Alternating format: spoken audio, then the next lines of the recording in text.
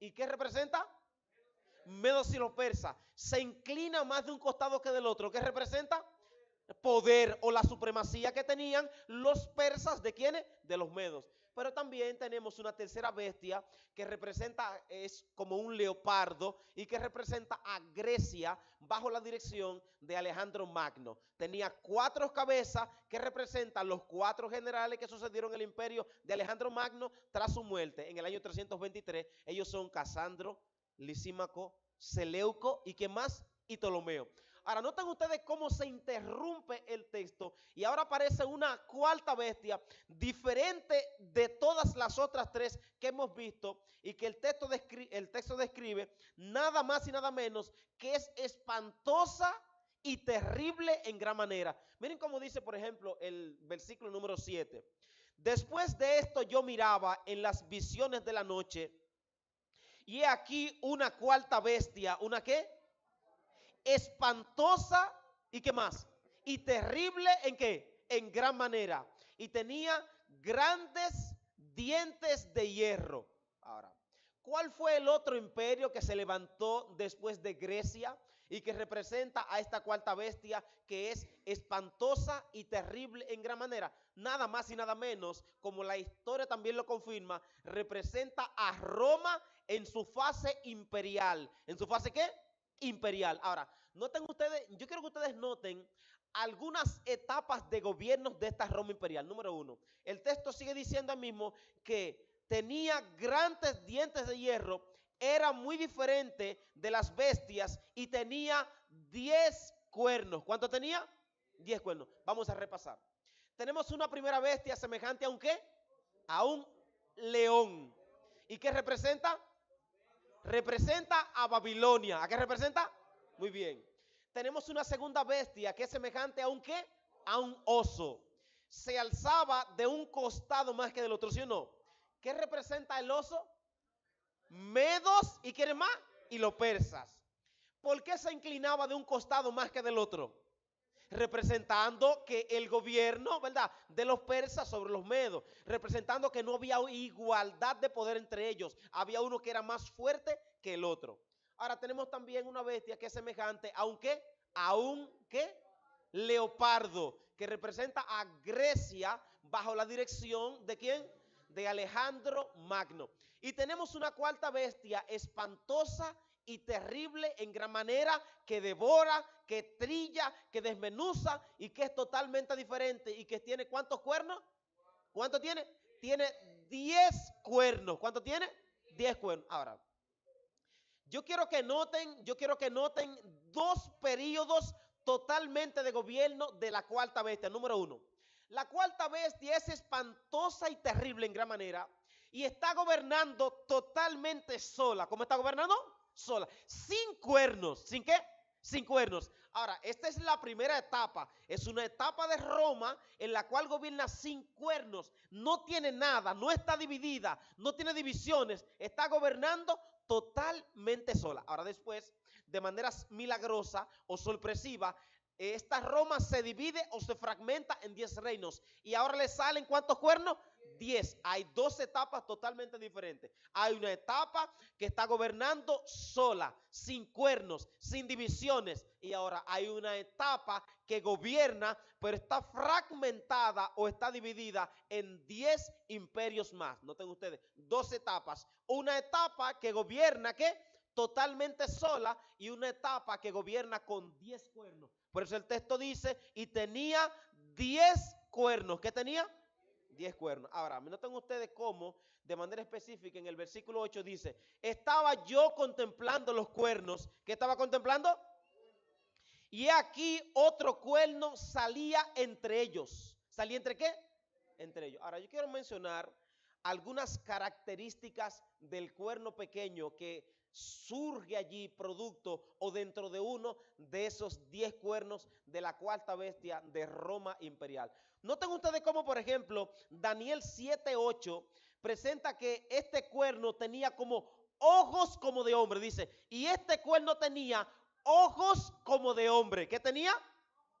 Ojos como de hombre. Ahora, Daniel 7:8 mismo está presentando que él surgió dentro de los 10 cuernos, ¿sí o no? ¿Sí o no? Noten ustedes, hay dos etapas. Hay una etapa que Roma está gobernando sola. ¿Cómo está gobernando? Sin cuernos, sin divisiones, ¿sí o no? Y en esta etapa le salen 10 cuernos, ¿sí o no? Y en estos 10 cuernos surge, ¿quién? Un cuerno pequeño. Tiene ojos como de hombre, ¿sí o no? Surge dentro de los 10 cuernos, surge de la cabeza de la cuarta bestia, ¿sí o no? ¿Sí o no? Pregunto yo, ¿es el cuerno pequeño un cuerno romano? Claro que sí, porque surge de la cuarta bestia y la cuarta bestia representa a Roma en su fase imperial. Es por eso que dice que el cuerno pequeño sale de la cabeza entre los 10 cuernos, ¿sí o no? Por tanto, es un cuerno totalmente romano. Ahora, Daniel 7:20 expresa de manera clara que parecería indicar que el cuerno pequeño dice, asimismo, acerca de los 10 cuernos y el otro que había subido y boca que hablaba, parecería ser mayor que los otros compañeros. O sea, este cuerno que surge parece como que es mayor, es más grande que los otros cuernos que estaban anterior a él. Daniel 7:20 presenta que sale de la cuarta bestia. Daniel 7:21 dice, y veía que este cuerno pequeño hacía guerra contra los santos y los que y los vencía. Noten ustedes las características del cuerno pequeño. Tiene ojos como de hombre, surge entre los 10 cuernos, surge de la cabeza de la cuarta bestia. Dice que hace guerra contra los santos y Daniel 7:8 dice que abre su boca en blasfemia contra Dios. Daniel 7:20 dice también que abrió su boca en blasfemia contra Dios. Y Daniel 7:25 también presenta que abrió su boca en blasfemias contra Dios. Daniel 7:25 presenta otra característica y dice que este cuerno pequeño tratará, pensará, hará lo posible, hasta lo imposible de cambiar los tiempos y qué más, y la ley. Noten ustedes características sorprendentes que distinguen el surgimiento de este cuerno pequeño. Y Daniel 7:8 presenta que cuando él surge, producto de su salida, él arrancó a 3 cuernos. ¿A cuántos arrancó? ¿Cuántos arrancó? 3 cuernos. Y esto es notable. Constantino se convierte al cristianismo en el año 496, año 506, inmediatamente recién salido de las aguas bautismales, en el año 508, ataca a los visigodos. En el año 534, Justiniano combate a los vándalos y las fuerzas católicas en el año 538 derribaron nada más y nada menos que a los ostrogodos. Así que esos 3 cuernos que son derribados cuando surge el cuerno pequeño son los visigodos, los vándalos y ¿quiénes más? Y los ostrogodos. Visigodos, año 508. Vándalos, año 534. Y ostrogodos, año 538, son derribados por parte del cuerno pequeño porque eran tribus arrianas y negaban acerca de la divinidad de Jesús y no estaban de acuerdo con la teoría católica y no estaban de acuerdo con las dogmas de la Iglesia Católica o de Roma, y por eso Justiniano, las fuerzas católicas y Constantino acaban con estas tribus que eran totalmente arrianas, y así ya en el año 538 todo está preparado, ya la Roma papal no tiene enemigos prácticamente, porque estas tribus arrianas eran enemigos del catolicismo, porque negaban y no aceptaban sus dogmas y sus doctrinas. Es por eso que ya en el año 476 están estas tribus arrianas que no aceptan la doctrina católica. Por esto estos emperadores ahora, Justiniano y Constantino, se unen y derriban estas 3 tribus, y entonces ahora el cuerno pequeño tiene toda la libertad, no tiene enemigos para entonces entablar su supremacía. Es por eso que el cuerno pequeño representa a Roma en su fase papal. ¿A quién representa? ¿En su fase qué? Papal. Vamos a repasar. Tenemos una primera bestia en el capítulo 7 que representa semejante a un qué, que representa Babilonia. Tenemos una segunda bestia en el capítulo 7 semejante a un qué, a un oso. ¿Qué representa? Medos y los persas. ¿Por qué se inclinaba de un costado más que del otro? Porque los persas siempre gobernaron por encima de los medos. Tenemos una tercera bestia que era semejante a un ¿qué? A un leopardo, ¿sí o no? Tenía alas en su espalda. ¿Cuántas tenía? 4. Tenía 4 cabezas que representan los 4 generales que sucedieron al imperio de Alejandro Magno: Casandro, Lisímaco, Seleuco y ¿qué? Y Ptolomeo. ¿Qué representa entonces? A Grecia. ¿Qué representa? A Grecia. Tenemos una cuarta bestia que representa ¿a quién? A Roma en su fase imperial. Y basado en todas las características que se dan del cuerno pequeño, tiene que representar nada más y nada menos a Roma en su fase papal. ¿Por qué? Porque el cuerno pequeño, número 1, combate a los santos, ¿sí o no? Por un tiempo, tiempos y medio tiempo, ¿sí o no? Además de esto, dice que pensará cambiar los tiempos y la ley, ¿sí o no? Noten ustedes características importantes. Dice también el texto ahí mismo que surge de la cuarta bestia, surge entre los cuernos de la cuarta bestia, ¿sí o no?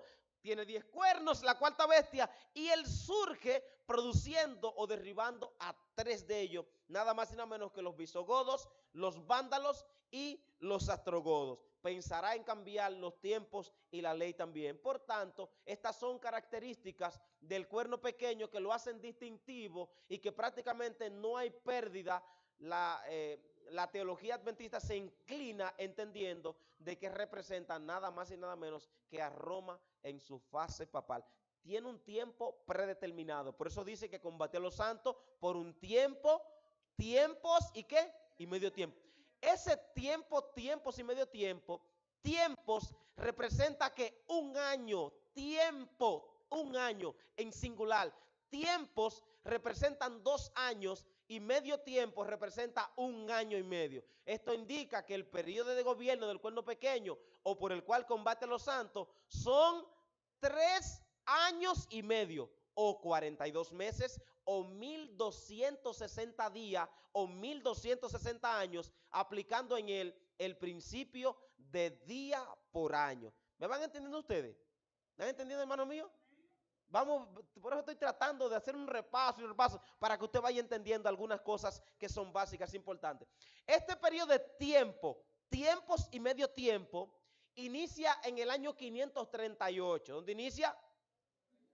En el año 476, Roma papal es investida de poder y autoridad, pero todavía tiene enemigos, que eran las 3 tribus arrianas que derriba el cuerno pequeño. Pero ya en el año 538 ya todo está preparado, ya no tiene ningún enemigo, ya ha sido derribada las tribus arrianas y por eso se inicia el año 538 en la etapa de tiempo, tiempos y medio tiempo, o los 42 meses o los 1260 años, y terminan nada más y nada menos que en el año 1798, que menciona Apocalipsis 13 prácticamente, con la herida mortal que recibe la bestia que sube del mar. ¿Vamos a entender hasta allí?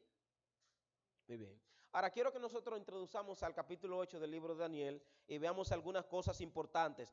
En el año tercero, dice el versículo 1, en el año tercero del reinado de Belsasar, me apareció una visión a mí, Daniel, después que aquella que había aparecido antes. Vi en visión y cuando la vi estaba en Susa. ¿Dónde estaba Daniel? En Susa. Esto podía indicar el cambio revolucionario, geopolítico, que estaba a punto de experimentar Babilonia por parte de los medos y los persas.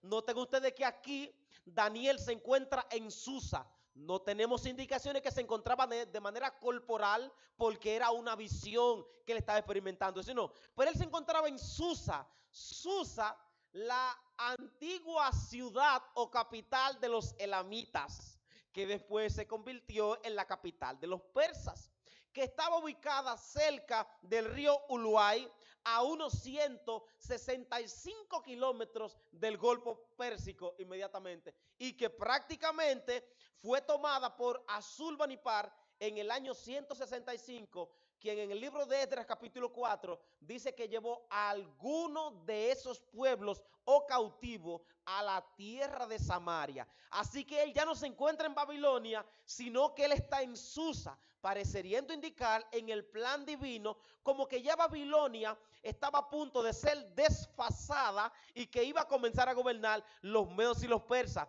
Está en Susa, la capital que se iba a convertir de los medos y los persas. Ahora él está en Susa y dice, y alcé mis ojos y miré. Alcé mis ojos y ¿qué? Y aquí un carnero. ¿Qué vio él? Un carnero. Noten ustedes la diferencia en algunos aspectos del capítulo 7 y el capítulo 8. En el capítulo 7 tenemos animales no utilizados en el santuario, tenemos animales inmundos, tenemos una cuarta bestia espantosa y terrible, tenemos un oso, tenemos un león y tenemos un leopardo. Animales no utilizados en el santuario, pero ahora tenemos un cambio totalmente drástico y tenemos animales como un carnero, que era un animal totalmente utilizado en el santuario. Por ejemplo, tenemos citas, Levítico 4:23, Levítico 4:24, Levítico 5:18, Levítico 8:18, Levítico 8:20, Levítico 8:22, Número 6:17, Número 7:15 y Número 28:12. Todos estos textos bíblicos y sin número de cantidades indican que el animal carnero era un animal utilizado en el santuario para ofrecer sacrificio. Mientras que en el capítulo 7 tenemos animales feroces, animales inmundos, animales no utilizados en el santuario. En el capítulo 8 introduce con animales utilizados en el santuario y lo introduce con un carnero. Parecería indicar la conexión que existe entre el capítulo 8 y el santuario de Israel. ¿Por qué? Porque ya tenemos animales totalmente utilizados en el santuario. Así que tenemos un carnero y miren cómo sigue diciendo. Noten ustedes, miren cómo sigue diciendo. He aquí un carnero que estaba delante del río, el cual tenía 2 cuernos. ¿Cuánto tenía? ¿Cuánto tenía? Y aunque eran altos, ¿eran qué? El uno era más alto que el otro. ¿Era más qué? ¿Le parecería alguna conexión con el capítulo 7? ¿Cuál?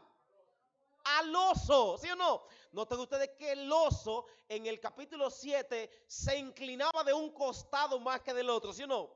Aunque representan animales diferentes, un oso y aquí representa un carnero, la misma visión de manera intrínseca contiene detalles, se inclina más con un costado que del otro y aquí encontramos claramente que tenía 2 cuernos y el uno era más alto que el otro. Noten ustedes la conexión. Se alzaba de un costado más que del otro y aquí tenía 2 cuernos y el uno era más alto que el otro. ¿Lo ven? ¿Lo están mirando? Entonces, vi que este carnero hería con los cuernos al ponitente. ¿A dónde hería? ¿A dónde hería? Hería al ponitente. ¿A dónde más? Al ponitente, o dice al oeste, al norte y ¿a dónde más? Y al sur. Ahora, noten ustedes, ¿vieron ustedes las 3 costillas que tenía el oso? ¿A qué representaba? Babilonia, a Lidia y ¿a dónde más? Y a Egipto. Ahora encontramos que este carnero hiere hacia el oeste, hacia el norte y ¿hacia dónde más? Y hacia el sur. Ahora, ¿qué queda hacia el oeste de Jerusalén? Babilonia. ¿Qué queda hacia el norte? Lidia. ¿Y qué queda hacia el sur? Egipto. Noten ustedes la conexión. En el capítulo 7 tenemos que el oso tiene 3 costillas entre sus dientes. Representan a Babilonia, representa a Lidia y representa a ¿quién más? A Egipto. Ahora tenemos que este carnero hiere hacia el oeste, o sea, Babilonia, hiere hacia el norte, Lidia, y hiere hacia el sur, Egipto. Trate, por favor, de entender la conexión que existe entre el capítulo 7 y el capítulo 8 de Daniel. Aunque símbolos totalmente diferentes, contienen detalles importantes que nos ayudan a entenderlo. Mientras yo estaba mirando, inmediatamente se introduce otro nuevo símbolo en Daniel capítulo 8, versículo número 5. Mientras yo estaba mirando, he aquí un macho cabrío. ¿Qué salió? Otro animal que también era utilizado en el contexto del santuario. y utilizado en las ofrendas. Por ejemplo, textos bíblicos, Levítico 4:23, Levítico 4:24, Levítico 16:9, Levítico 16:15, Levítico 16:8, Levítico 16:26, Levítico 23:9, Números 15:24, Números 28:15. Y todos estos textos bíblicos indican que el macho cabrío también era un animal utilizado en los servicios del santuario. No tenemos animales feroces, no tenemos animales inmundos, ahora tenemos animales que eran utilizados prácticamente en el servicio del santuario. Ahora, miren lo que de él se dice. Versículo 5. Y estaba yo mirando, y aquí un macho cabrío que venía del ponitente sobre la faz de la tierra y no tocaba tierra. ¿No tocaba qué? ¿Notan ustedes la similitud con el leopardo del capítulo 7? Que tenía 4 alas en su espalda, ¿sí o no? Y estas alas lo hacían prácticamente invencible, lo hacían prácticamente veloz, lo hacían prácticamente rápido a nivel de su conquista. Y es así, Alejandro Magno llegó a conquistar grandes imperios de manera rápida, entraba y acababa con todo. Es por eso que ahora parece que este macho cabrío va en dirección hacia el carnero, y dice el texto que parecería como que no va a tocar tierra. Y por eso dice, y vino hasta el carnero, que tenía 2 cuernos. ¿Que tenía cuántos cuernos? 2. El cual yo había visto delante del río, y corrió contra él, contra la ira de su fortaleza, y vio que llegó junto al carnero, y levantándose contra él, lo hirió, y quebró sus 2 cuernos, porque el carnero no había fuerzas para pararse delante de él. Derribó por tanto en tierra y huyó, y no hubo quien librase al carnero de su mano. Este macho cabrío representa nada más y nada menos que a Grecia. ¿A quién representa? A Grecia. Y por eso dice, engrandeciéndose en gran manera el macho cabrío, y estando ayer en su mayor fuerza, aquel gran cuerno fue quebrado, y en su cuerno salieron 4 maravillosos hacia los 4 vientos del cielo. ¿Hacia dónde salieron?